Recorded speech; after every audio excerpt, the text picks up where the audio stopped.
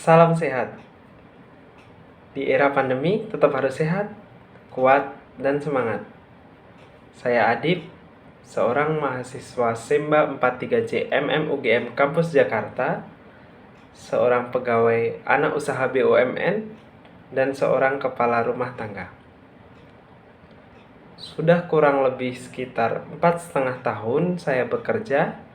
Tidak bisa dipungkiri, tentu saja jadwal pekerjaan cukuplah padat. Akibatnya perlu ada effort yang lebih untuk meluangkan waktu untuk hal lain, seperti untuk keluarga. Sehingga pada akhirnya kehidupan saya bisa berjalan seimbang antara pekerjaan kantor dan keluarga. Keseimbangan antara pekerjaan kantor dan keluarga tampaknya menjadi masalah yang cukup berat yang dialami para pekerja, termasuk saya.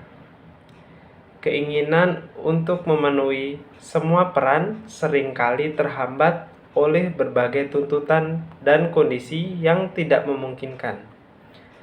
Kadangkala ada pekerjaan yang perlu dikerjakan secara cepat, tapi di rumah istri dan anak menunggu untuk diantar ke plaza atau bahkan sekedar diantar ke minimarket.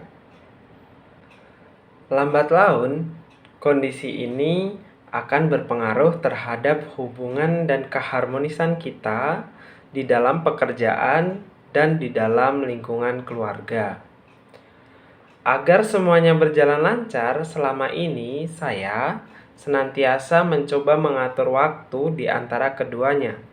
Waktu untuk pekerjaan dan waktu untuk keluarga. Bahkan saat ini ada juga waktu untuk kuliah. Pertama, saya membuat jadwal kegiatan. Bagi saya, membuat jadwal kegiatan merupakan salah satu cara yang tepat untuk kita bertanggung jawab terhadap diri kita sendiri, terhadap pekerjaan kita, dan terhadap keluarga kita. Bukan hanya untuk mengantisipasi agar tidak membuang-buang waktu, namun juga bisa membagi antara pekerjaan kantor dan juga pekerjaan sebagai kepala keluarga di rumah. Yang kedua, membuat daftar prioritas.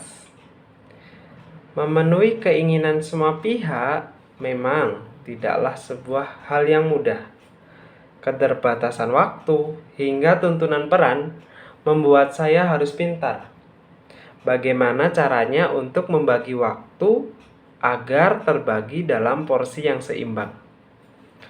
Untuk memenuhi hal tersebut, konsep awal yang saya pakai dalam bekerja ialah saya harus bisa menentukan tugas mana yang harus diselesaikan terlebih dahulu dan tugas mana yang bisa saya kerjakan di waktu-waktu akhir.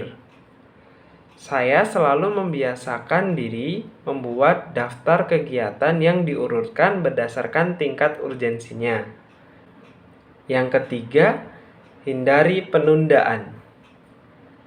Salah satu kesalahan terbesar yang saya alami ialah setelah saya membuat prioritas ialah seringkali saya menunda-nunda pekerjaan. Anggapan pekerjaan yang terlihat mudah dilakukan, saya masukkan dalam prioritas list terakhir. Sungguh, hal tersebut sebenarnya merupakan kesalahan pribadi saya. Karena apa?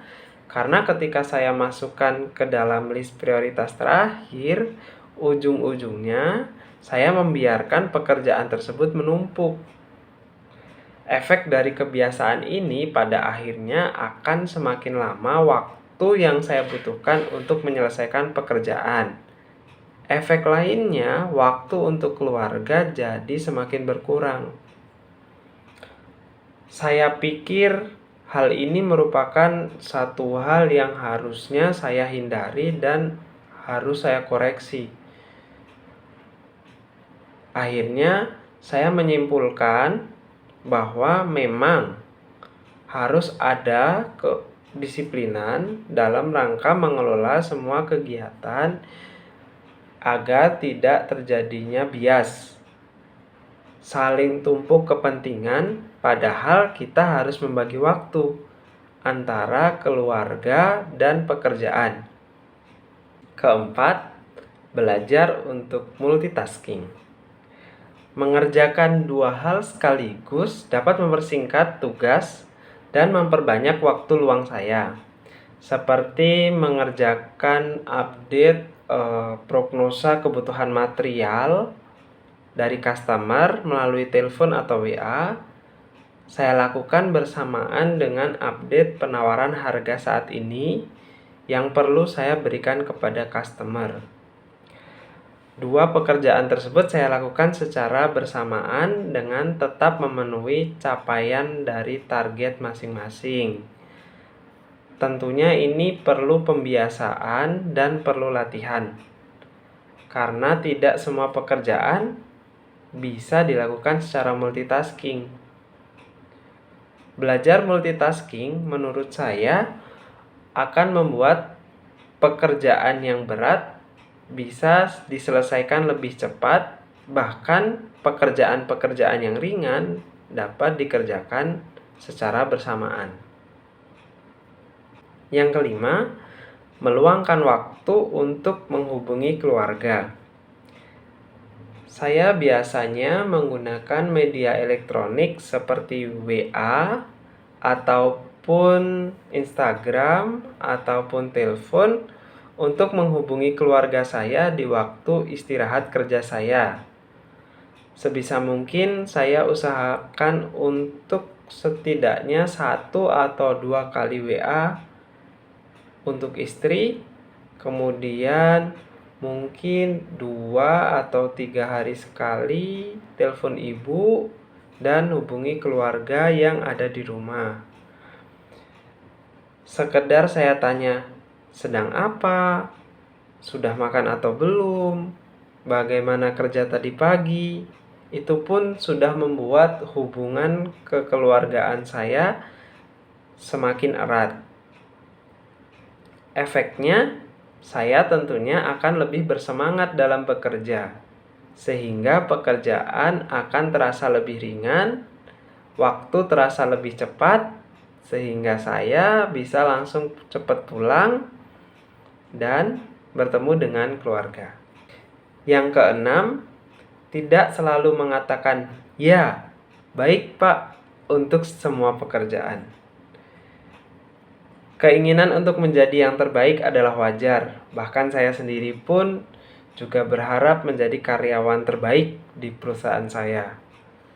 Tapi bukan berarti saya ataupun Anda, teman-teman sekalian, harus bertanggung jawab terhadap semua pekerjaan, terutama yang bukan kewajiban saya atau bukan kewajiban teman-teman. Ya, terus-menerus menerima tawaran pekerjaan sama saja dengan mengorbankan kehidupan pribadi dan waktu bersama keluarga. Saya tidak selalu menerima atas tawaran pekerjaan tersebut bila benar-benar saya tidak mampu atau saya tidak punya waktu untuk melakukannya. Ya, pada akhirnya kita semua dalam mimpi yang sama, bukan? Dalam 5 tahun lagi, 10 tahun lagi, atau bahkan sampai akhir kita bisa bekerja nanti, baik sebagai pegawai di kantor atau bahkan sebagai kepala rumah tangga.